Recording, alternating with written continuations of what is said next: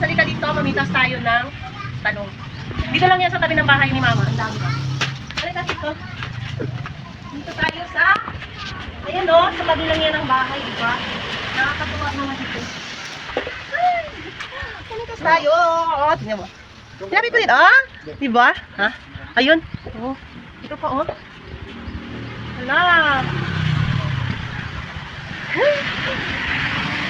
Ayun.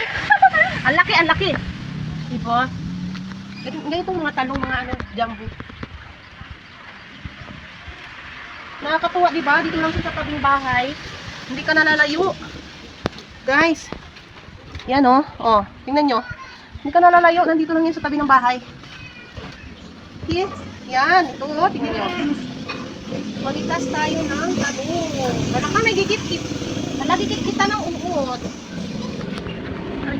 Ha? Dito. Kita saan ka na? Ayan o. Kinit-kitan. Bastos talaga itong uot. Unahan niya pa yung may-ari dito.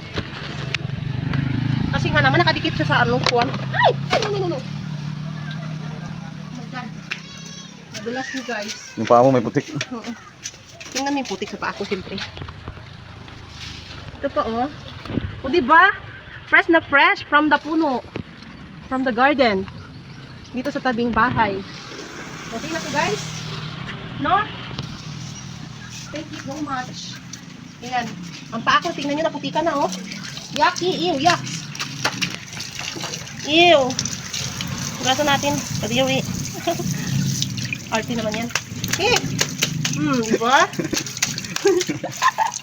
Okay guys. Meron na tayong talong.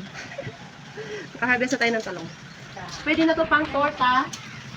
Diba? Saktong-sakto yung laki niya. Malaki yung talong Diba oh? Yung laki ng talong may ano. May laki. Yan. Tingnan mo diba oh. Katuwa naman. May spray ba to? Wala na. Ano lang to siya? Normal. Natural. Oh. Dikit kita ng hayop. Basta may kagat na hayop. Wala na. Wala to siya. Arit, meron na tayong pang tortang itlog. Yan, pwede na to pang namin guys. Yan, ganyan. Malambot, diba? Tapos kapag ano siya matigas,